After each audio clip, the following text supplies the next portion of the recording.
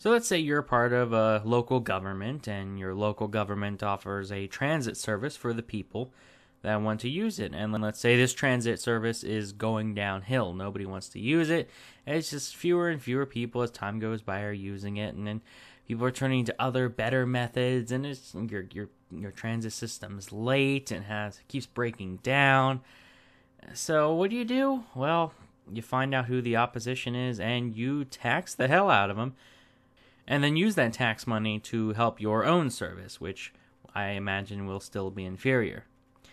And that's what might happen in Chicago. As shown in this article on the Washington Post, want to help poorer Americans? Tax Uber. Because, again, Uber is this evil organization. It just finds people, it kidnaps them, and forces them to drive their cars. And then it forces them to take their money. And then it forces people to call Uber and use their service. None of it's voluntary. It's not because people actually like Uber. No, that's not it at all. But yeah, apparently in Chicago, like many places, people are using Uber because it's good and people like it. And apparently that's a problem, especially when you run the city's transit service and it's not as good as Uber. That's a problem, and we have to fix that, apparently. The article says, the disruptive effects of ride-hailing services are apparently not limited to traditional taxi companies. In a new transportation study from the University of California at Davis, researchers confirm what many urban officials already suspected, that bus and railway system passengers are also being lured away by the ease and convenience of Uber and other such services. Well, the nice thing is, according to the study they are citing, it's only about 6%. Uber seems to, thus far, have only pulled about 6% of people from the transit service. So, I mean, it's not insignificant. It's 6%. Not much more than that. That's a worrying trend at a time when aging transit infrastructure is in desperate need of upgrades in a growing number of major cities. And it has prompted the nation's first proposal by Chicago Mayor Rahm Emanuel to impose a fee dedicated to mass transit on ride-hailing trips. If approved by the City Council, the fee, which would reach 20 cents by 2019, would generate $20 million annually for the Chicago Transit Authority, which is facing enormous upcoming expenses for modernizing bus and subway services. The revenue is no game changer, but the concept makes sense and merits consideration in other cities, including Washington, one of several metropolitan areas surveyed in the new study. So again, the transit system sucks, Uber is good, and that's a problem, apparently. It's a problem if you're running the transit service. Again, I tend to be against the government getting involved in any industry because when they do, they automatically have an unfair advantage and they still tend to screw things up. And then when they screw things up, they tend to tax their competitors that are doing better, like they're talking about doing here, and they're probably still going to lose. It's just going to be inefficient. It's not going to work. But about the study, the California researchers surveyed more than 2,000 people, including ride-hailing users and non-users in those cities, as well as their suburbs. They found that the new services are popular with wealthier and younger urban dwellers, and much less so with poorer and suburban ones. So I did look that up to get some exact numbers on this. Apparently, the study says respondents with an annual household income of $35,000 or less had an adoption rate of 15%, as compared with 33% of those earning $150,000 or more.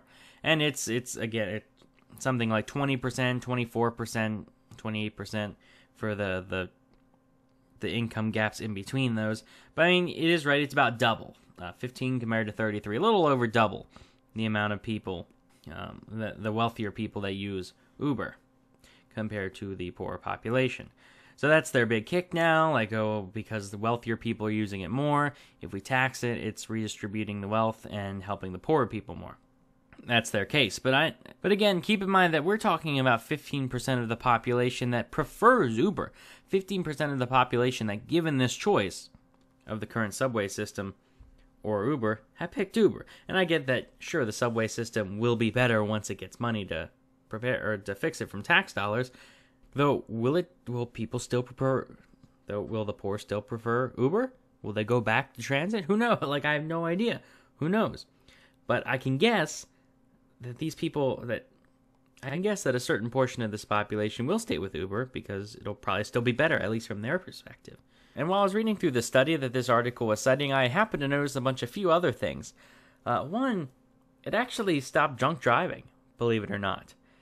According to this study, Uber and Mothers Against Drunk Driving jointly released a study in 2015, which found that drunk driving crashes fell among drivers under the age of 30 in markets where Uber operates following the launch of their UberX service. Similarly, another study found that drunk driving deaths fell by 3.6 to 5.6% following the availability of Uber in California markets. So it is referring to state markets, so I don't know if this is talking about just city or if it's talking about even the areas without like any type of public transport service. But I do wonder, I have no idea what the case is, but I would be interested to hear if drunk driving went down despite transit, as in you had public transit that didn't lower drunk driving, and you introduced Uber, and that succeeded in lowering drunk driving. I'm curious if that's the case. And I thought that was just a very interesting thing about Uber. Anyways, back to the article. Moreover, their data suggested that half or more of all ride-hailing trips would not have been made at all, or would have been undertaken by foot, bicycle, or transit if not for the existence of services such as Uber or Lyft. That means the car services, rather than alleviating traffic and the pollution it produces, may in fact be adding to it. Another reason to ask ride-hailing companies to contribute something to help finance transit improvements. Now, to me, this means nothing.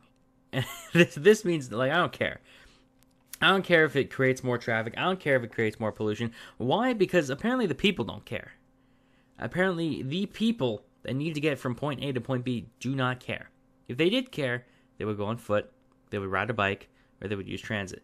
But they're not. They're using Uber or Lyft. These people, rich, poor, and everyone in between, have made that choice. I mean, obviously the people that did make that choice to use Uber or Lyft, they have made that choice of their own free will to use Uber or Lyft. And now to say, okay, now we need to punish you for choosing Uber by taxing you and reward the people using our transit system with a brand new transit system, that doesn't seem right to me. These people have made their choices. Stop butting in and saying, no, wrong, you have to use our service because it's better. Because it uses less pollution or whatever, because it clogs up the roadways less.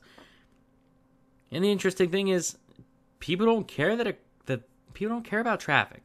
At least according to the study, the biggest issue was not congested traffic. In fact, parking represents the top reason that urban ride-hailing users substitute a ride-hailing service in place of driving themselves. That was 37% of people. So it was parking.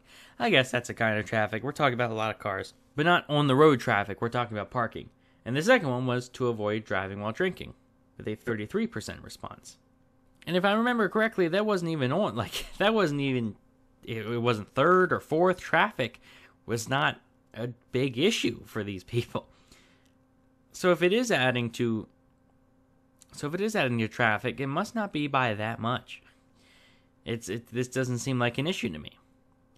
Next, they say ride-hailing firm officials dispute these findings, pointing to previous studies that reached different conclusions. Okay, so it's not even confirmed. It's also true that ride-hailing services are not the only factor that may have drawn riders away from transit systems. Poor reliability and increasingly frequent breakdowns have certainly contributed to the exodus of subway passengers in the district, for instance, and low gas prices have also provided an inducement for luring people back to cars. Yeah, gas prices have been going down. If it goes back up, people might go back to transit. There you go. Transit's now gotten its step back. People will make their choices. That's my rebuttal to all this. This entire article is just, let people make their choice.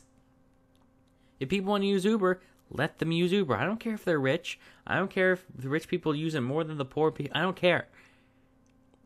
And I don't think you should care. Because I think you should care about what the people want.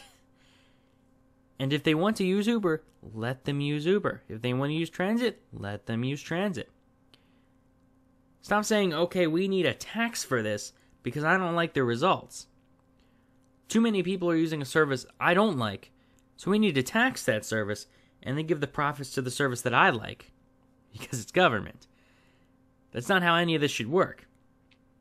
It says here in the next paragraph, if the extreme ease and relative comfort of services such as Uber are in fact generating traffic, then they are a mixed blessing and should be treated accordingly by policymakers. No. I was right with you up until the very end. Policymakers. No. I don't care about policymakers. Get out of the way. Who should be taking this into account? This mixed blessing? The customers. The people they need to get from point A to point B. Again, let them pick. Stop complaining. Stop trying to change things around differently from what the people want.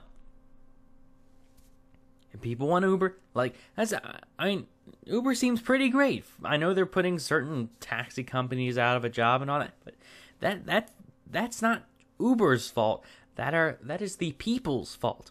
If people want to use a taxi, they will use a taxi. If people want to use transit, they will use transit. If they want to use Uber, they'll use Uber. If you don't like them doing that, tell them not to. Ask them not to. Don't start throwing in some extra taxes because you didn't like how things are going. Let people make their own decisions. Stop trying to influence their decisions. And of course, in the very last paragraph, they mention Mr. Emanuel appears to be acting on that theory as well as on the idea that it is equitable to raise revenue from services such as Uber, which are used disproportionately by wealthy passengers for the benefit of transit, which serves a mass clientele. Again, the whole point of that last bit was to say, well, more wealthy people use Uber, but the people, the mass clientele, they use transit. So it's the whole the rich use it, that makes it bad. But everyone uses transit. No, that's dumb. That's dumb. Stop. Okay, rant over. Let me know what you think in the comments. Let me know what you think in the comments. Am I completely wrong about this? Am I missing something? Because it bugs me. Is it more complicated than let the people do what they want? I don't think it is, but apparently it might be. So let me know what you think. Like the video if you enjoyed. Subscribe for more. And thank you for watching.